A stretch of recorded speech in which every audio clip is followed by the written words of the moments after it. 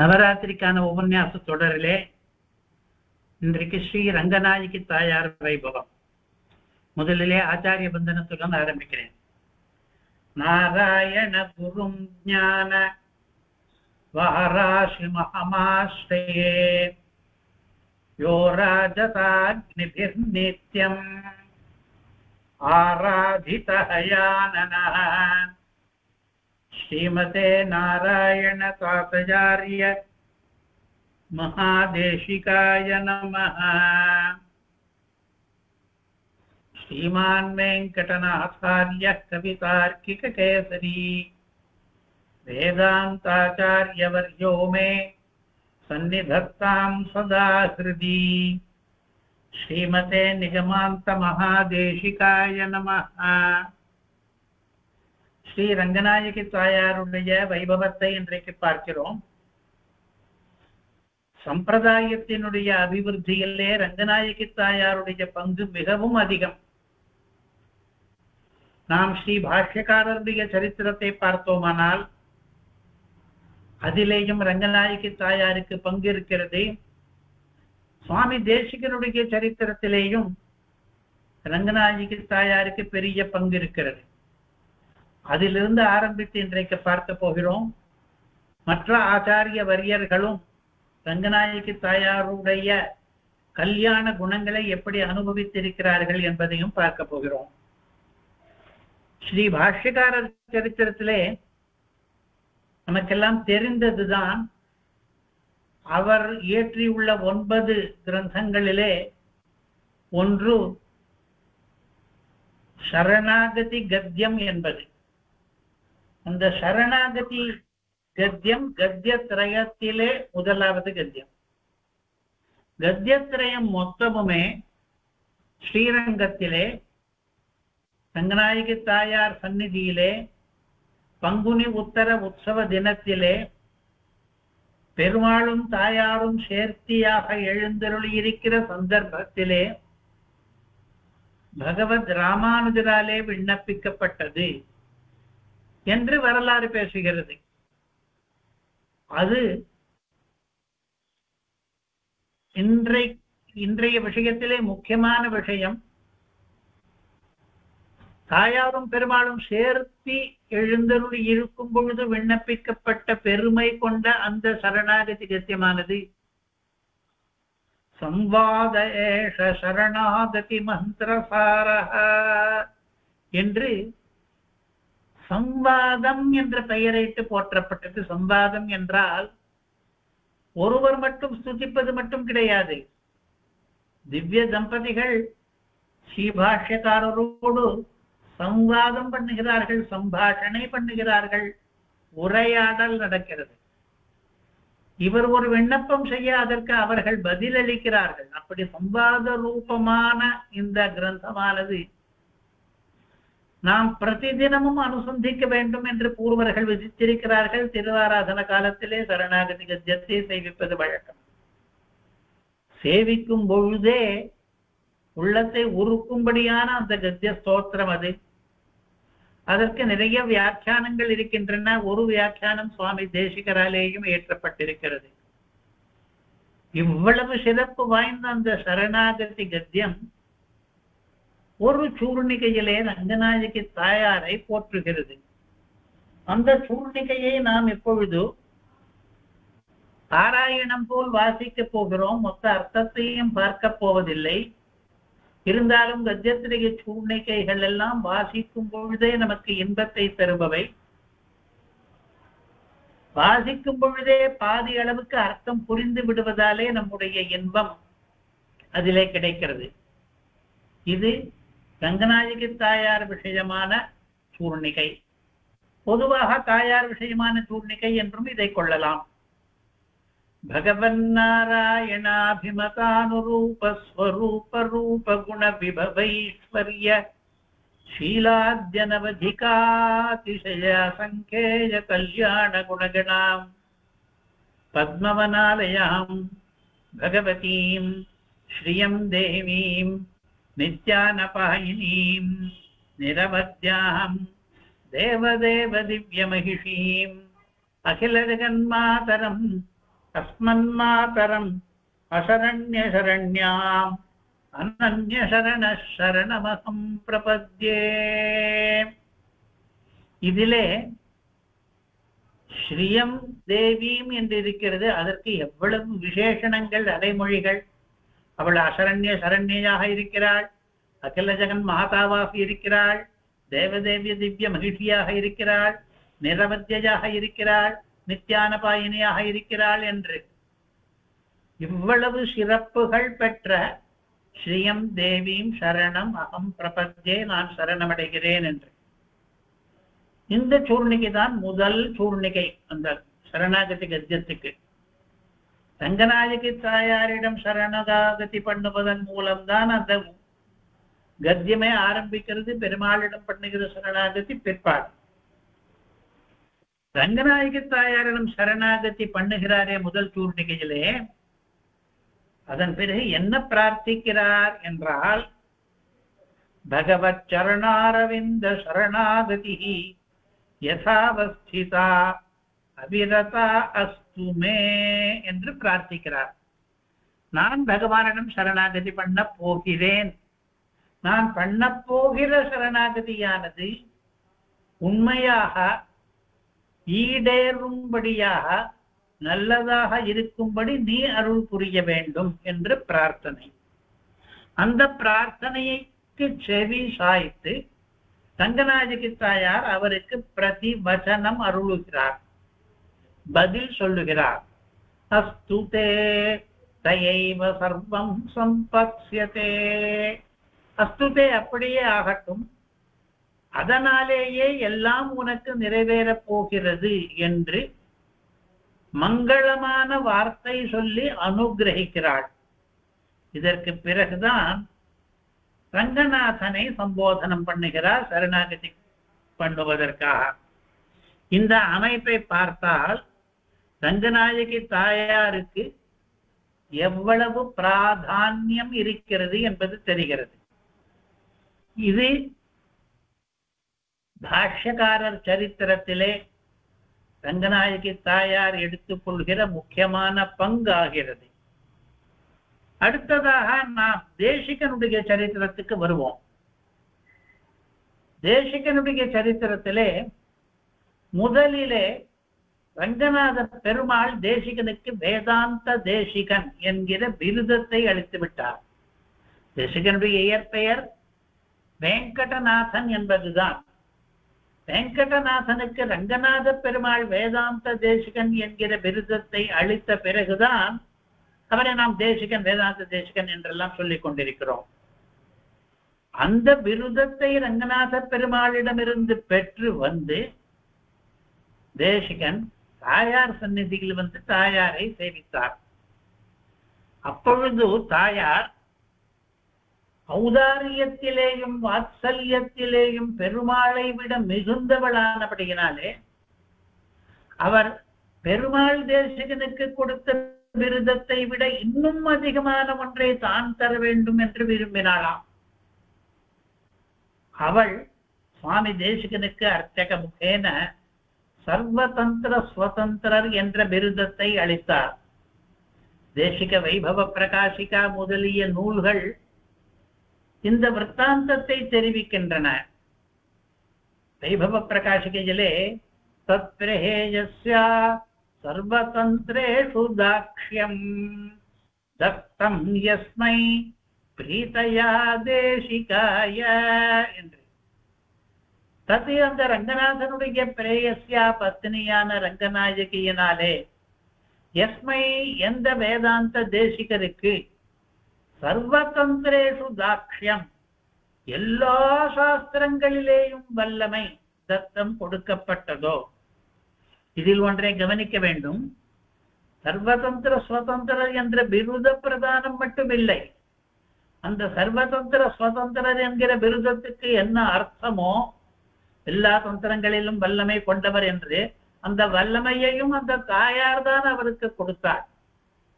தாயார் அவரை சர்வதந்திர சுதந்திரராக ஆக்கி, வல்லவராக ஆக்கி சர்வதந்திர சுதந்திரர் என்ற பட்டத்தையும் கொடுத்தார். தாக்ஷம் தத்தம் என்றிருக்கிறது. அந்த வல்லமையே தாயார் தான் கொடுத்தாள். வல்லவர் என்ற விருதத்தையும் கொடுத்தாள். பிரீதையா ஏன் கொடுத்தாள் என்றால் தேசிகர்பா அவளுக்கு உகப்பு நிறைய ஏற்பட்டது. தேசிகனுக்கு இருக்கிற தாயாரிடம் இருக்கிற பக்தி காரணமாகவும் தாயார் விஷயமான உபாயத்துவம் விபுத்துவம் முதலிய கல்யாண குணங்களை எல்லாம் சில பேர் எதிர்க்கும் பொழுது அவர் பிரமாணங்களுடன் ஸ்தாபித்த காரணத்தினாலேயும் தாயாருக்கு தேசிகனிடம் பிரீத்தி ஏற்பட்டது. அந்த பிரீத்தியின் விளைவாக வேதாந்த தேசிகன் என்பது இதற்குள்ளே அடங்கி விடும்படியாக அதைவிட பெரிதான சர்வதந்திர சுதந்திரர் என்ற விருதத்தை அளித்தார். எந்த விதத்திலே அது பெரிது என்றால், வேதாந்தம் என்பதும் ஒரு தந்திரம்தான். ஒரு தந்திரத்திலே தேசிகன் என்று ரங்கநாதன் சொன்னதுக்கு அதைவிட அதிகமாக எல்லா தந்திரங்களிலேயும் சுதந்திரரானவர் என்று வேதாந்த தேசிகத்துவத்தையும் உள்ளடக்கி பெரியதொரு விருதத்தை பிரசாதித்தாள் அவள். இதை இந்த விற்த்தாந்தத்தை பலரும் பல விதமாக எழுதி வைத்திருக்கிறார்கள். தேசிகருடைய காலத்திலேயே அவருடைய சிஷ்யராக வாழ்ந்த பிரதிவாதி பஜங்கரம் அண்ணன் என்பவர் இயற்றிய சப்ததிரத்ன மாலிகாவிலேயும் இதை பற்றின பிரஸ்தாபம் இருக்கிறது. இன்னும் பிற்பட்ட தேசிக சரித்திர காவியங்களிலேயும் உண்டு. அந்த பிற்கால காவியங்களிலே ஒன்றோ ஆச்சாரிய சப்தசதி என்று. அது இவ்வாறு இந்த நிகழ்ச்சியை கூறுகிறது.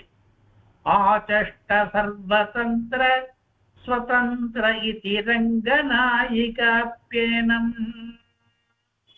ரங்கநாயிகையும் இவரை சர்வதந்திர ஸ்வதந்திரர் என்று சொன்னாள் என்று அர்த்தம். ரங்கநாயிகையும் என்ற அபி எதற்காக இருக்கிறது என்றால், ரங்கநாதர் இவருக்கு விருதும் கொடுத்தார், அதற்கு பிறகு ரங்கநாயகியும் கொடுத்தாள் என்பதை சொல்வதற்காக.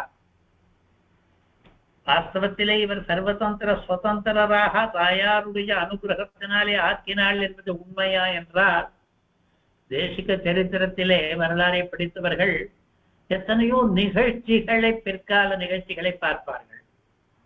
அதற்கு முன்னமேயே அவர் ஜோதிஷ் சந்த சப்தசாஸ்திர பிரவீணः காவ்யஸ்ரேணி நாடகாலங்கிருதிஜ்ஞः மீமாம்சாயாம் பிரம்ம கர்மானுகாயாம் ஸ்ரஷ்டா சாட்சாத் சர்வதந்திர ஸ்வதந்திரः என்று எத்தனையோ தந்திரங்களிலே விஸ்ருத நானாவித வித்யா என்று பலவிதமான கல்விகளை கட்டு ஜோதிஷ் சாஸ்திரம், சந்திர சாஸ்திரம், வியாக்கரண சாஸ்திரம், சாகித்ய சாஸ்திரம், பூர்வமீமாம்சா சாஸ்திரம், உத்தரமீமாம்சா சாஸ்திரம் என்ற ஒவ்வொன்றிலேயும் வாசித்தார் என்பதில்லை, புரிந்து கொண்டார் என்பது மட்டும் இல்லை, ஸ்ரஷ்டா சாட்சாத் இவரே படைப்பாளி. ஒவ்வொரு சாஸ்திரத்திலேயும் மேல் மேலும் இந்த சாஸ்திரத்தையே அபிவிருத்தி பண்ணும்படியான கிரந்தங்களை எல்லாம் ஏற்ற வல்லவராக இருந்தார். அவர் சர்வதந்திர சுதந்திரர் என்பது சரிதான். ஆனால் இதற்கு எதிர்ப்பு கிளம்பியது. அதுவும் ஒரு தாயாருடைய அனுகிரகம்தான். இவருடைய புகழை உலகில் பரப்புவதற்காக தாயார் தான் கொடுத்த சர்வதந்திர சுதந்திர விருதத்தை ஆட்சேபிப்பவர்களாக சில பேரை பண்ணினாள்.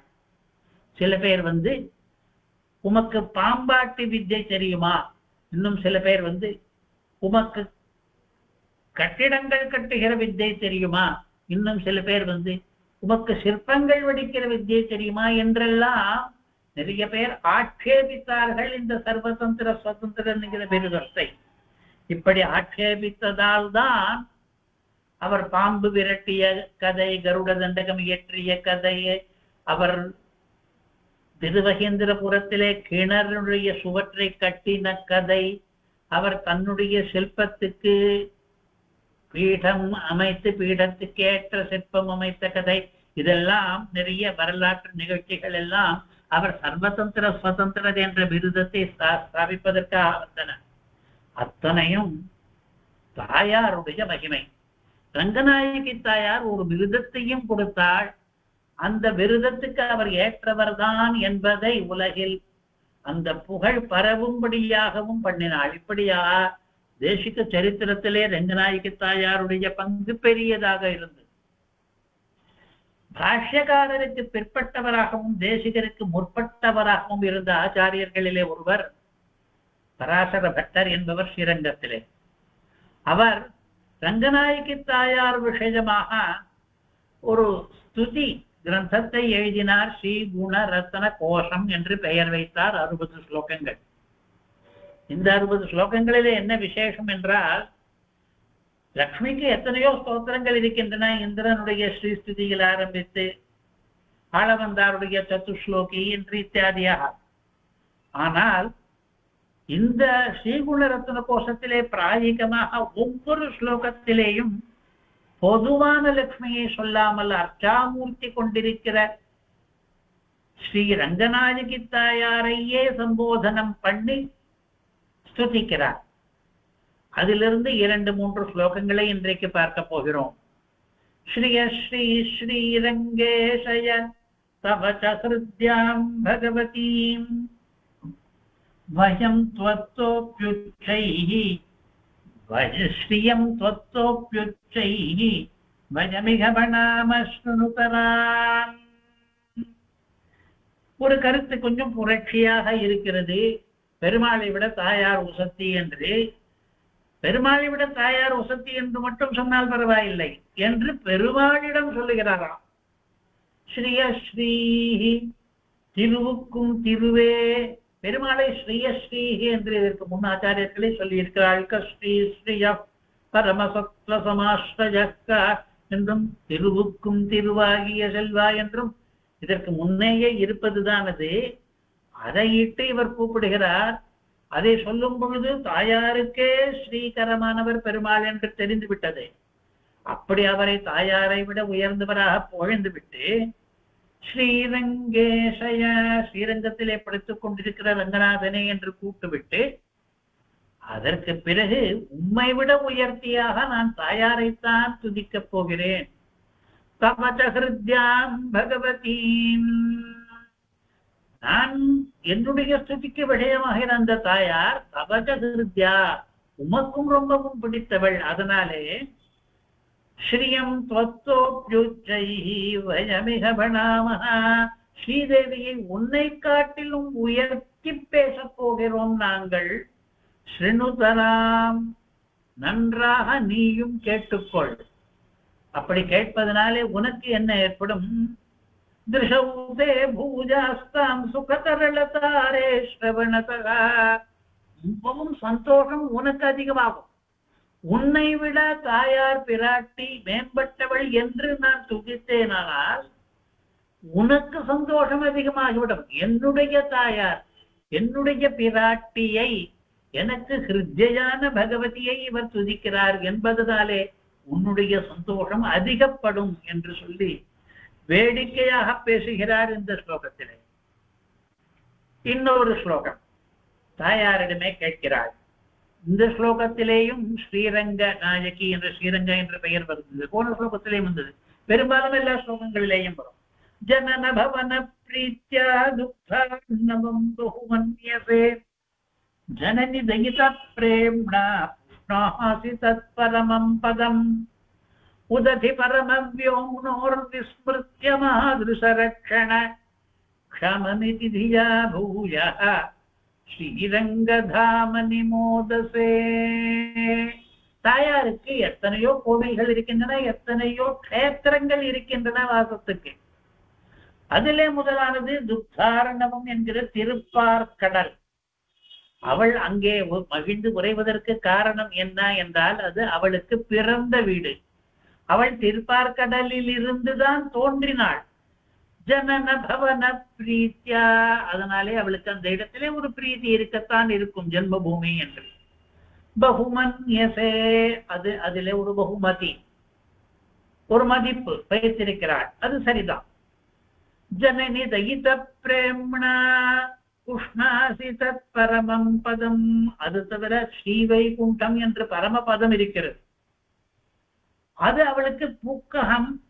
அவளுடைய தையத்தன் இருக்கிறானே பரவாசுதேவன் விஷ்ணு பகவான், காதலன் பிரேமணா, அவனிடம் காதலினாலே அந்த திவ்ய தேசமும் உனக்கு பிடித்திருக்கிறது. புஷ்ணாசி, அதை போஷிக்கிறாய். அதுவும் சரி.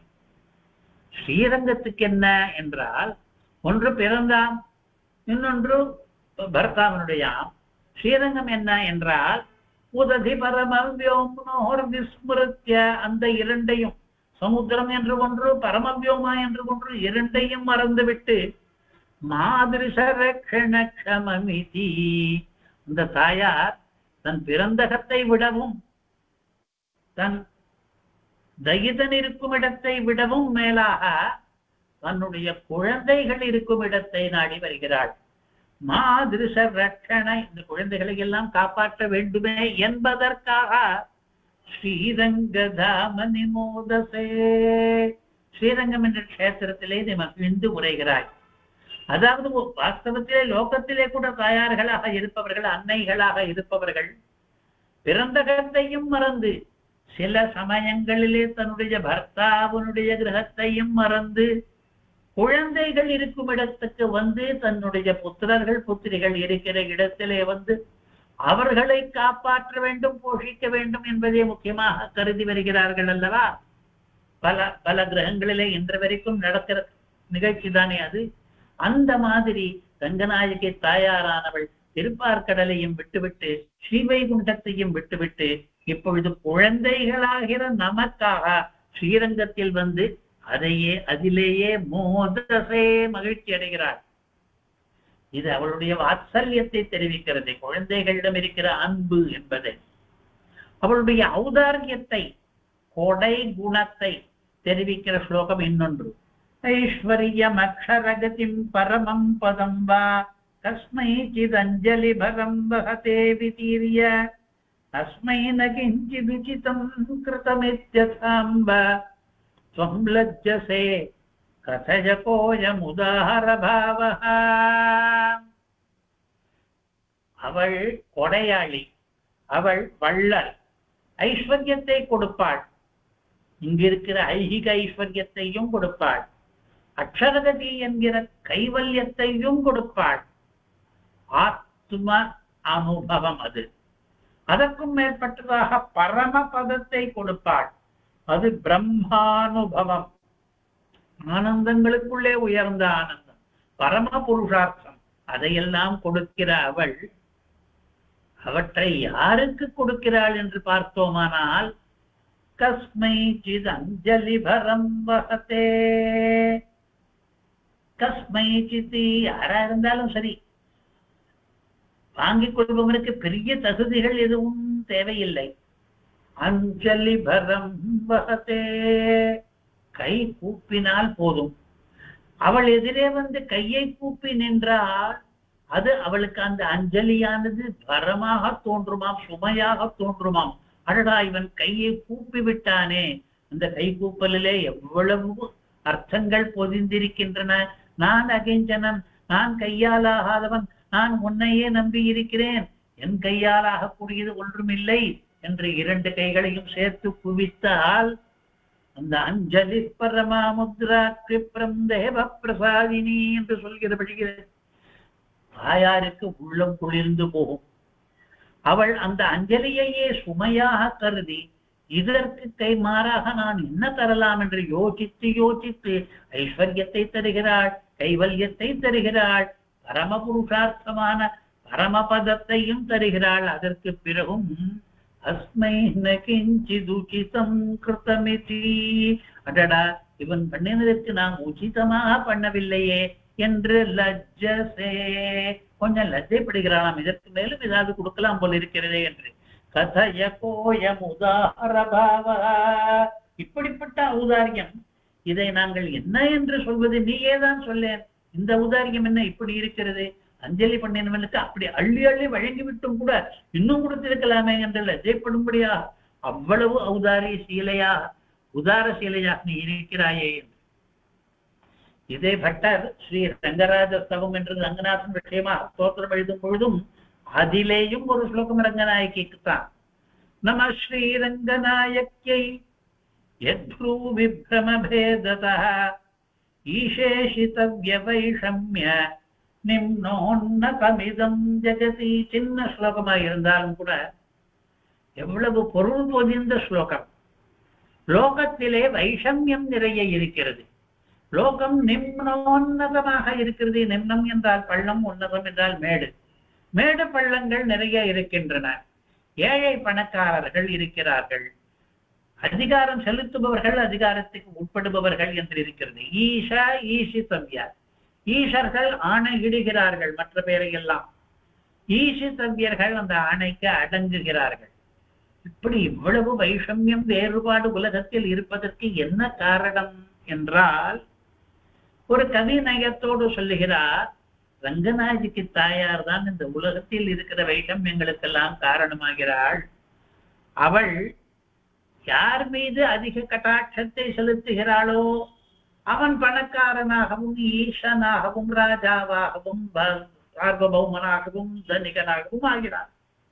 யார் மீது கட்டாட்சத்தை செலுத்தவில்லையோ அவர்கள் எல்லாம் ஆளப்படுபவர்களாகவும், கைகூட்டுபவர்களாகவும், பல்லிழிப்பவர்களாகவும், தரித்திரர்களாகவும், ஏழைகளாகவும் ஆகிறார்கள்.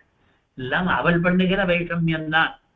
கடாட்சம் உண்டாகில்லையா என்பதுதான். கடாட்சம் என்ற வார்த்தையை கூட இங்கே போடவில்லை. அவளுடைய புரு இருக்கிறதே, புருவம், அது சற்று ஏறினால் ஒருவரிடத்தில், சற்று இறங்கினால் இன்னொருவரிடத்தில், அப்பொழுது இந்த ஏற்றத்தாழ்வுகள் எல்லாம் வந்திருக்கின்றன. புரு விப்ரமபேததா. ரங்கநாயகியினுடைய புருவம் தூக்கலும் தழைத்தலும் பண்ணுவதாலே இந்த வைஷமியமானது ஏற்படுகிறது என்று.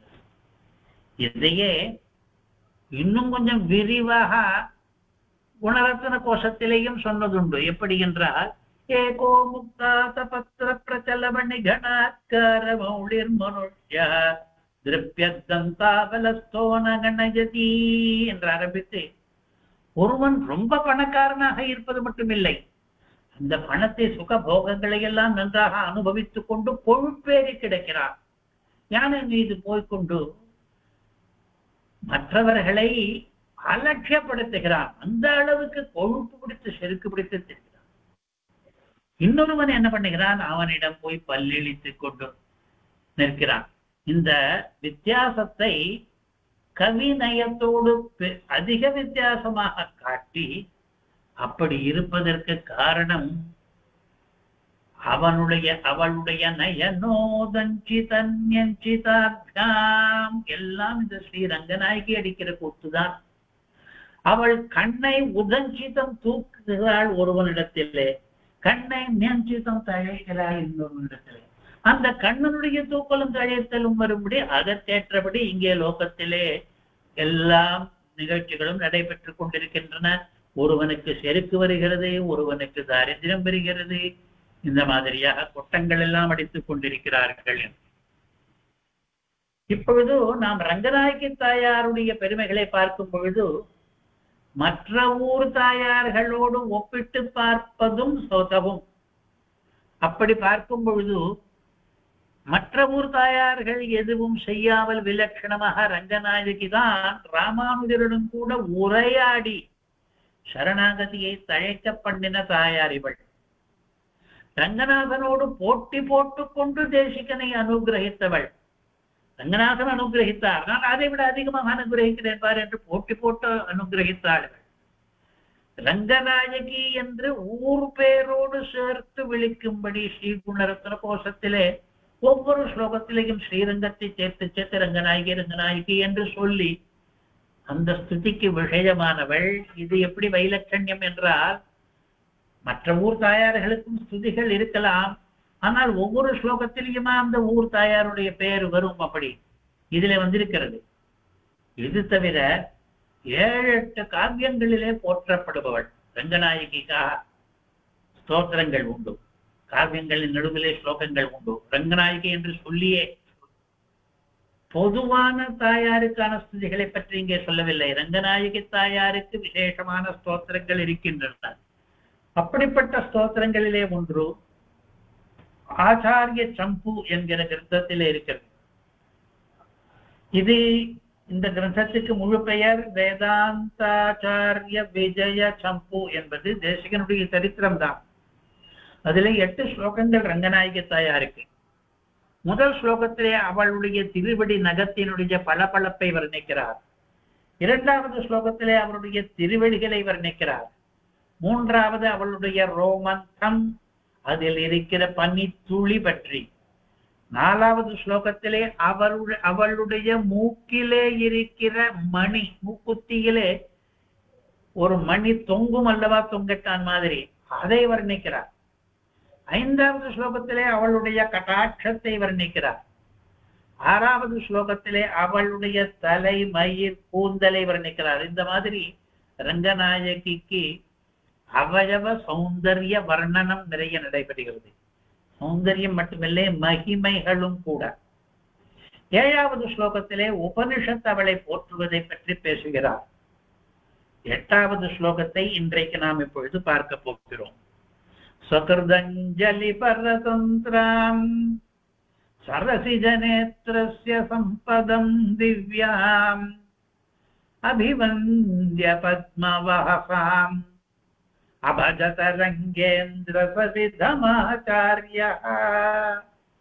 சுவாமி தேசிகன் ஸ்ரீரங்கத்தில் முதலிலே தாயார் சந்நிதிக்கு போய் சேவித்து விட்டு அதற்கு பிறகு பெருமாள் சந்நிதிக்கு போனார் என்று சொல்கிறது.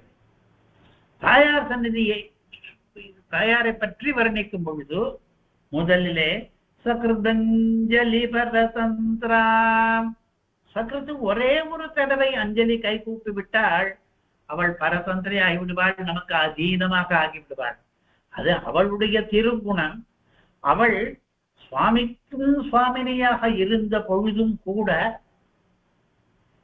சுவாதீன பத்திகையாக இருந்தும் கூட, தன்னுடைய ஆசிரியர்கள், தன்னுடைய பக்தர்கள், தன்னிடம் கைகூப்பவர்கள் வரும் பொழுது அவர்களுக்கு பரதந்திரியாக அதீனையாக ஆகிவிடுவாள். அவர்கள் சொன்னதையெல்லாம் கேட்பவளாக.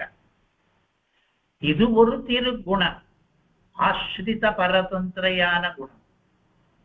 சரசிஜநேத்ரஸ்ய சம்பதம் திவ்யாம். முதலிலே சொன்னது சௌலபியம், இப்பொழுது சொன்னது பரத்வம், அதற்கு எதிரானது. சரசிஜநேத்திரன் இருக்கிறானே தாமரை கண்ணன், அவனுடைய திவ்ய சம்பத்தே இவள் தான். நமக்கெல்லாம் சம்பத்தை தருபவள் என்று சொல்லிக் கொண்டிருக்கிறோம்.